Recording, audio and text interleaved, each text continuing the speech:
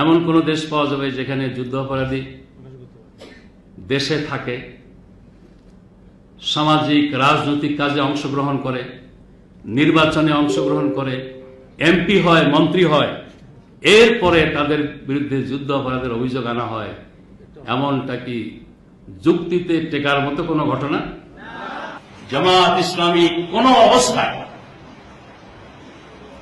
লুটপাটের শরীক হয়নি,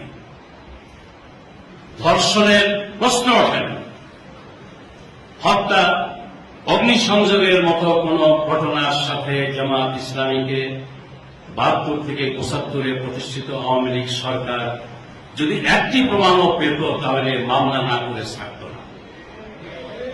আমি পার্লামেন্টে, পঞ্চম পার্লামেন্টের চ্যালেঞ্জের সুরে বলেছি, অষ্টম পার্লামেন্টের চ্যালেঞ্জের সুরে বলেছি, ধর্ষণ, লুণ্ঠন, হত্যা, অগ্নিসংযোগ এই 4টি ক্রিমিনাল অফেন্সে কোন একটি অভিযোগেও জামাত ইসলামীর পরিচিত কোন নেতার বিরুদ্ধে বাংলাদেশের কোন থানায় একটি জিডি হয়নি, একটি এফআইআর হয়নি।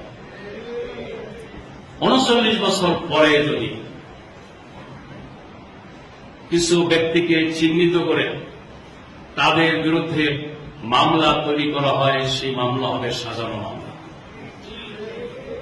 সেই মামলাটাই হবে মিথ্যার ভিত্তিতে, মামলার বাদী বানানো হবে মিথ্যা, মামলার আসামি সাজানো হবে মিথ্যা। ইতিমধ্যেই আমরা বিভিন্ন জেলা থেকে খবর পেয়েছি, তাদের রাজনৈতিক ব্লুপ্রিন্ট অনুযায়ী দেশের ইসলামী শক্তিকে নির্মূল নিশ্চিহ্ন করার জন্য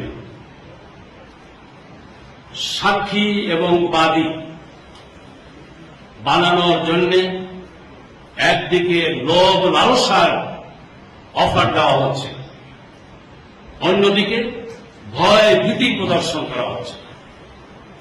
ভয় ভীতি এবং লোভ লালসার মাধ্যমে কিছু ব্যক্তিকে জামাতের নেতৃবৃন্দের বিরুদ্ধে মিথ্যা মামলা দায়ের করতে তারা বাধ্য করতে চায়, মিথ্যা সাক্ষী দিতে তারা বাধ্য করতে চায়।